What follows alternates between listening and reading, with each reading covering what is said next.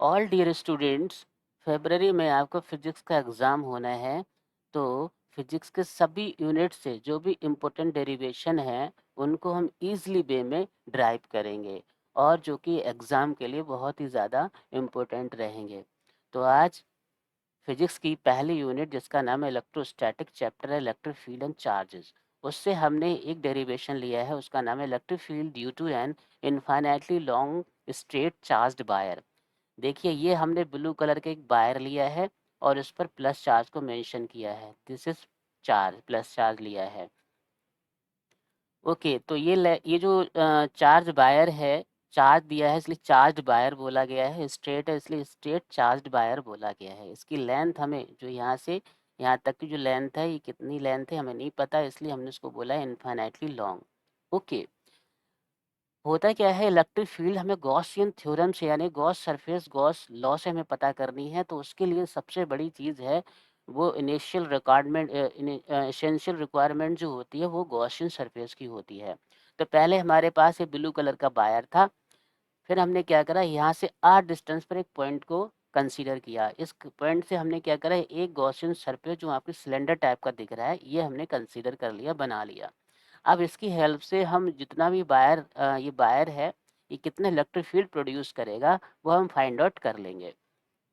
Okay, इसको समझने के लिए एक चीज़ और समझते हैं। ये देखिए यहाँ पर ये दिखाया है ds, ये बहुत स्मॉल एरिया एलिमेंट हमने ले लिया है। तो हर एक जो भी जितना भी एरिया होता है उसका एरिया वेक्टर उसका परपेंडिकुलर होता है और उसी डायरेक्शन में यूनिट वेक्टर होता है।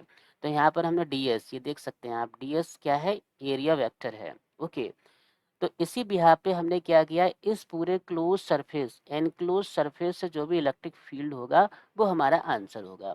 ठीक है, तो हमने क्या किया, ये इस लाइन पर एक एरिया एलिमेंट कंसीडर किया, ये वाला दिस इज एरिया एलिमेंट, ये आप देख पा रहे होंगे, ये हमने एरिया एलिमेंट कंसीडर किया और इसके परपेंडिकुलर डायरेक्शन में ये ds वन वेक्टर हो गया।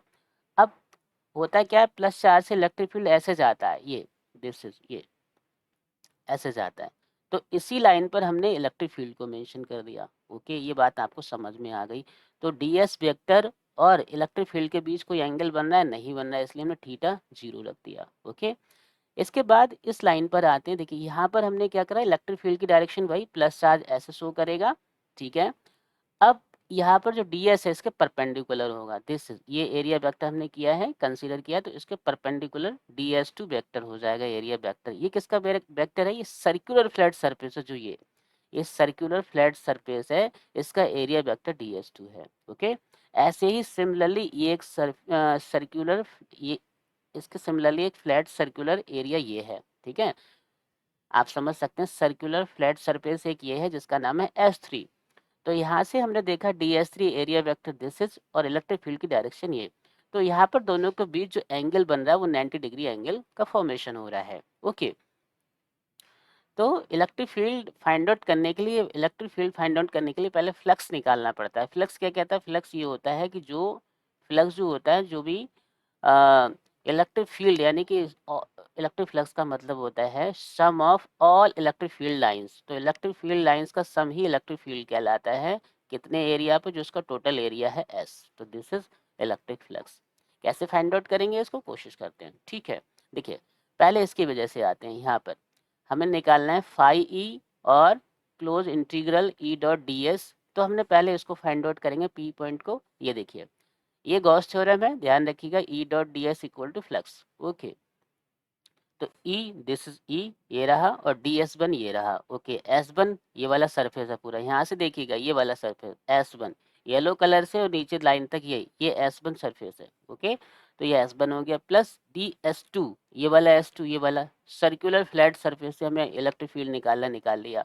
ऐसे ही एस थ्री ये सर्कुलर फ्लैट सरफेस से यहाँ से निकालना है, एस थ्री ई डॉट डी एस थ्री निकाल लिया। थोड़ा ध्यान देना है। देखिए यहाँ पर मैंने एक फॉर्मूला लिख दिया है, वेक्टर से आया है, A dot B equal to dot product है तो ये भी कॉस थीटा हो जाएगा, राइट। तो यहाँ पर ई डॉट डी एस को हमने लिख लिया E D S one cos 0 degree, क्यों, इसके बीच एंगल 0 डिग्री बन रहा है। ओके, यहाँ पर E dot D S two, ये डी एस टू था। ओके, तो E dot D S two cos 90 degree ये हो गया। ये भी ये वाला 3 पर आइएगा, ये देखिए 90 डिग्री एंगल बन रहा है। ओके, तो ये हो गया ई dot D S three cos 90, cos 90 की वैल्यू 0, पुट कर दी cos 90 की वैल्यू 0 और ठीक है इसको एज इट इज ऐसे रख दिया। क्यों?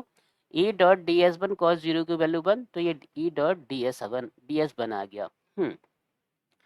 ओके, अब यहाँ पर थोड़ा सा ये देखना है, ये है curved surface area, this is, ये ध्यान देंगे, ये कर्व्ड सरफेस एरिया हमें निकालना है। ये आप देख पा रहे हो, दिस इज, ये येलो कलर से, और ये इतना हमें कर्व्ड सरफेस एरिया निकालना है।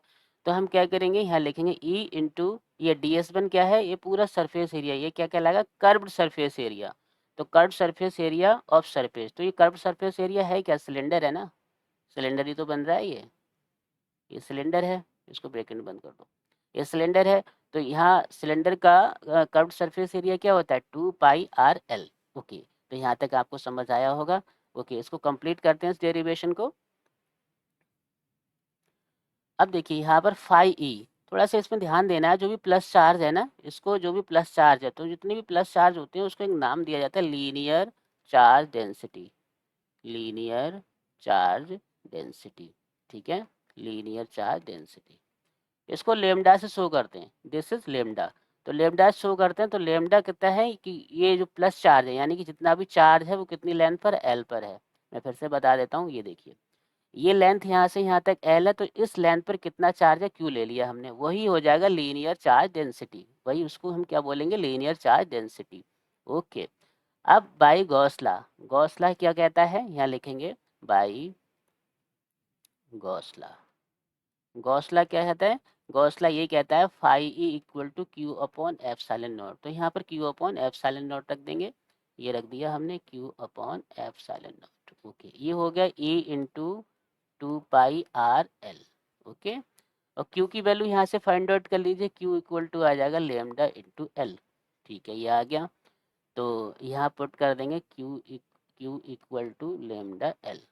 ठीक, तो यहाँ रखेंगे lambda L upon epsilon naught equal to E into 2πr/l। ठीक है, देखिए लेंस से लेंस कैंसिल हो गया। ओके, तो इसको ऐसे लिख लीजिए, ई को ही छोड़ दीजिए। ठीक, ये लेमडा अपॉन, ये मैं आर को यहाँ लेकर आता हूँ। ओके, यहाँ मैं 1 लिखता हूँ, 1 अपॉन, ध्यान दीजिएगा 2π इसके अपॉन में आ जाएगा, आ गया, ये एप्सिलॉन नॉट ऐसे इसको एज इट इज पुट कर दिया। तो ये हमारा आंसर आ गया क्या, दिस इज, तो E इक्वल टू आंसर आ गया 1/2π epsilon naught lambda upon R. तो ये इनफाइनाइटली लॉन्ग चार्ज वायर की वजह से हमें इलेक्ट्रिक फील्ड हमने फाइंड आउट करा। थोड़ा सा यहाँ और चीज़ ध्यान देना है कि lambda charge linear charge density है, right, epsilon naught permittivity of free space है, जिसकी वैल्यू 8.85 10⁻⁻12 होती है। तो जब ये वैल्यू होती है तो यहाँ पर क्या, ये सब चीज़ कांस्टेंट है, चेंज कौन हो रहा है, चेंज हो रहा है आर। देखिए कैसे, ये आर ही चेंज हो रहा है। अगर आप इसको पॉइंट को यहाँ मानते, यहाँ कंसिडर करते, तो ये आर की डिस्टेंस, मतलब आर डिस्टेंस जो चेंज होती, तो इसलिए क्या है, आर में जो है चेंजेज हो रहा है, तो जो वेरी करता है, जो भी क्वांटिटी वेरी करती है, तो यहाँ पर हम क्या लिख सकते हैं, ई इनवर्सली प्रोपोर्शनल आर। क्यों? क्योंकि इलेक्ट्रिक फील्ड यहाँ पर आर डिस्टेंस पर डिपेंड करता है। तो जो भी चीज़ इनवर्सली प्रोपोर्शनल होती है तो वहाँ पर इसका कर्व कैसा आएगा, यहाँ पर एक रेक्टेंगल हाइपरबोला बन जाएगा, दिस इज। ओके, तो this is completion of this derivation. Derivation का नाम क्या था कि electric field due to a infinitely long straight charge